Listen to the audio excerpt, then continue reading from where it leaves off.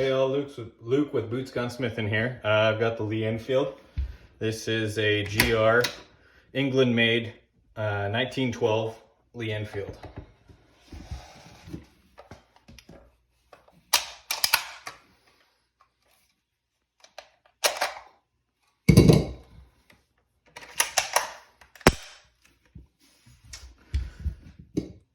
Okay, so I don't want to damage the scope. I'm going to take that off first.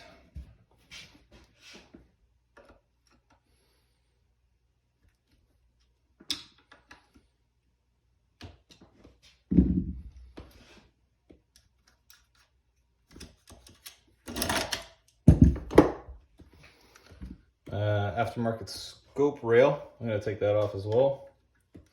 This one has a spacer plate, yours may not. Just be wary of it.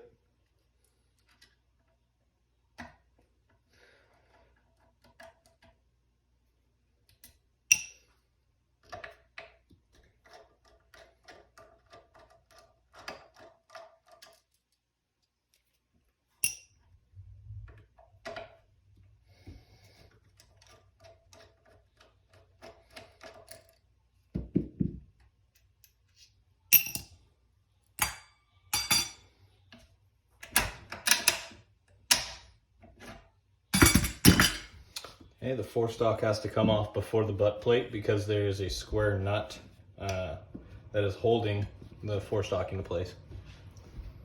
I'm going to get rid of this sling just so I don't have to deal with it right now.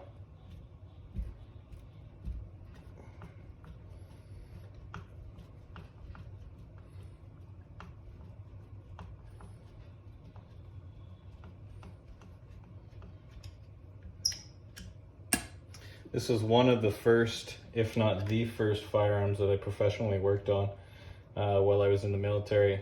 One of my first assignments when I was finished my training from the RCAME school was to go to 1 Service Battalion and then decommission a bunch of classic Lee Enfields. And I begged my boss and I pleaded with him, can I buy a couple of them? Can we just sell these to the public? And no, our government wouldn't have it.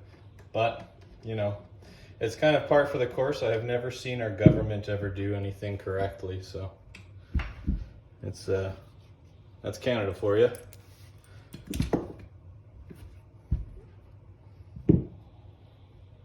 Forestock first, then the buttstock.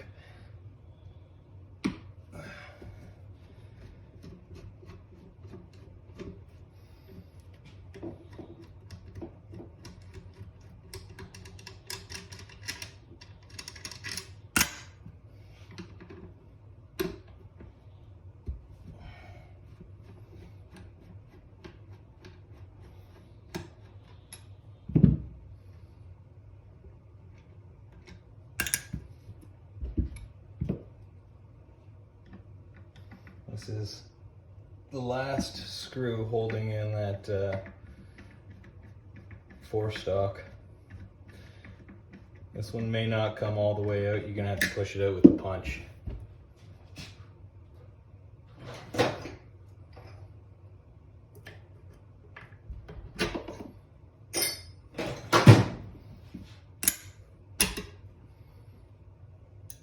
That trigger is just held in place with a punch. It's tapered. Push it out to the right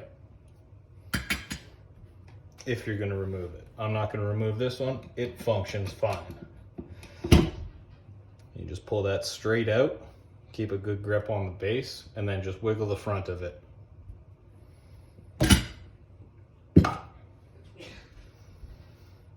Okay.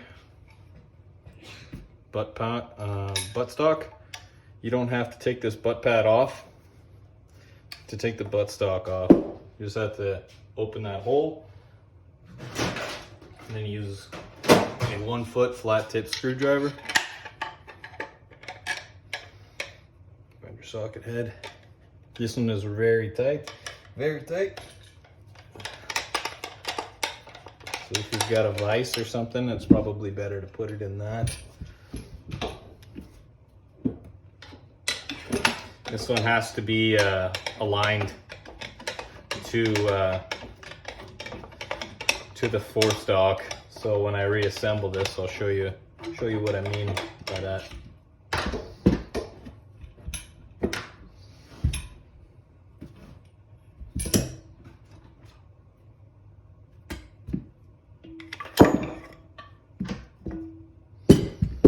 So this guy's got a square end to it.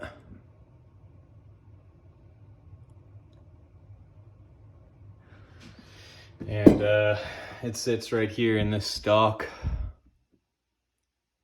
So kind of holds it in place. It's kind of like a lock washer. Okay, reassemble in reverse order. The only thing that this butt plate is holding is this screw here is holding in that leaf spring. It just allows you to open and close your cigar holder. Now there's so many reasons why there's this hole here. People say you put your cigars in there, your love notes, your ammunition, fire starter. It's for the technician. It is not for the soldier. But it's just so that you can get access to that butt screw. Now, of course, soldiers used it. They use everything that they have access to. But it's just for the technician, just so that you can get into that screw. I'm gonna put this butt screw back together, but I'm gonna do it just loosey-goosey so that I can orientate my butt stock properly. It kind of, it sits loosely until it's fully tight.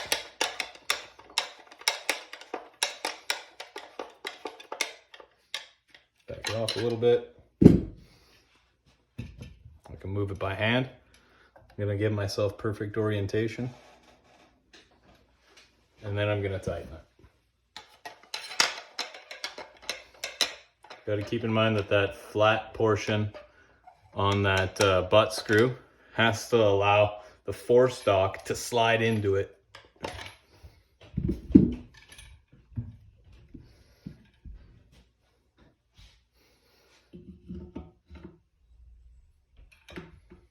Ooh, it slid in quite nicely, but that's because I didn't have my my fore ring in place.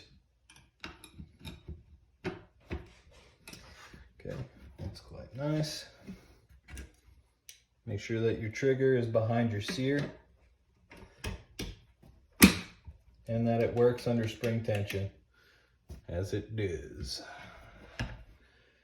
And it's really simple. I mean, once you get a gun apart, you put it back together in reverse order. That's really every gun out there.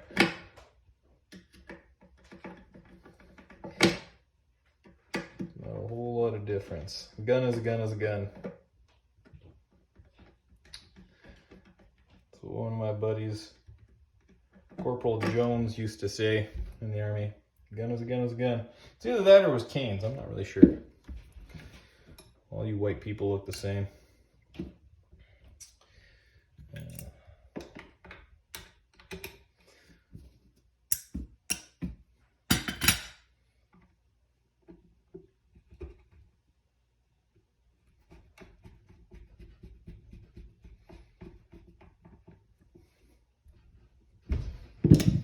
Always make sure that those threads are fully engaged before you give it any torque. Never want to cross thread anything on a firearm, ever. It is not nature's Loctite, not for a gun.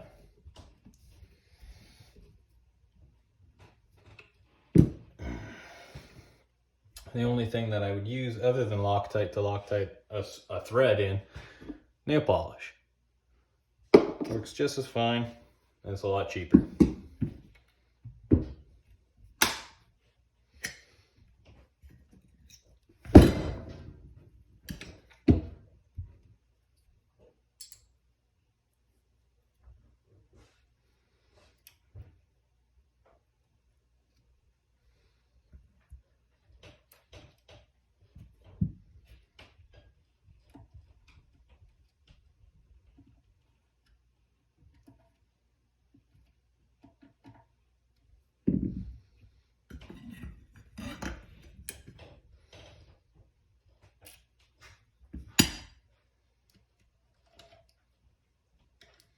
didn't see me put a mark on this rail, but I marked the scope and this rail so that I could make sure that the scope goes back in perfect placement. Now it never will go back into the exact same spot. That's unrealistic, but we can get it pretty damn close, like within a couple of half millimeters.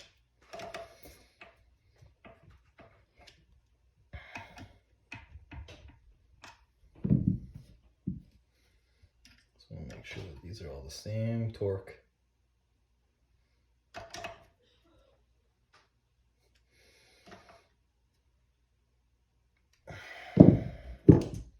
Very nice.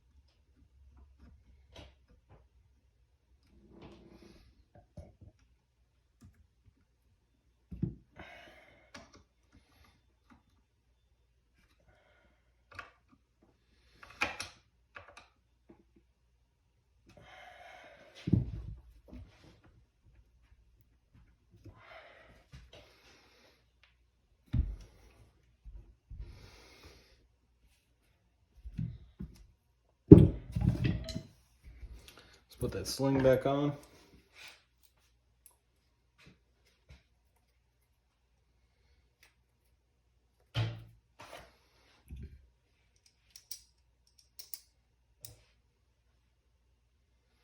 These wood screws going back into old wood. So I'm going to give it just a little bit of wood glue.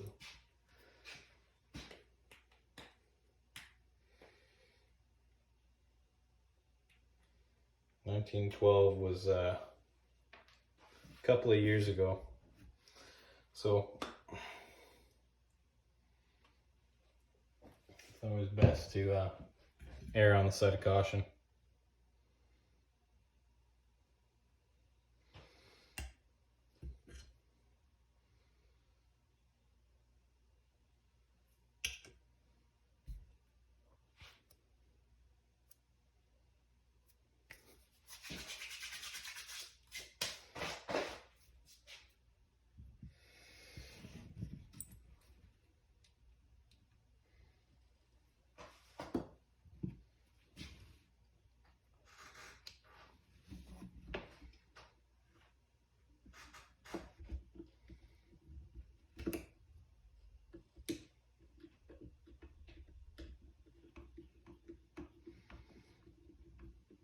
Too much wood glue, you're just going to make a mess.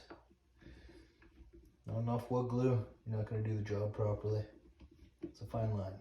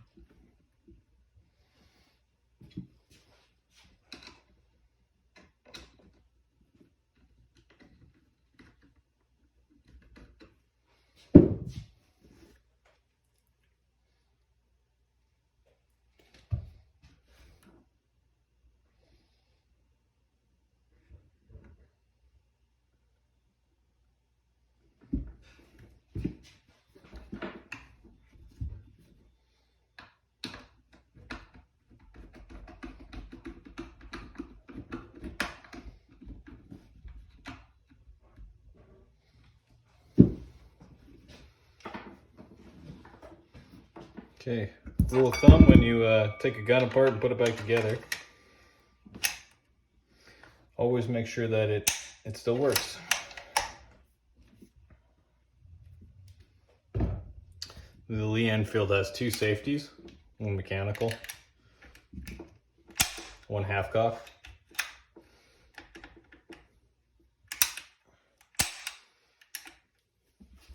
That safety also is a bolt lock. I can't open that bolt unless I take that safety off. Well, that's operating just fine.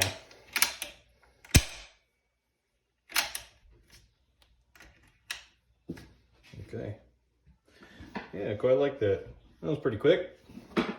Okay, let's throw in the mag here too. Okay, so Enfield mags, pretty easy. You disassemble it with one finger, push all the way at the back, pull it apart. Reassemble it in reverse order, obviously. Push it all the way down, and then up and in. Easy peasy.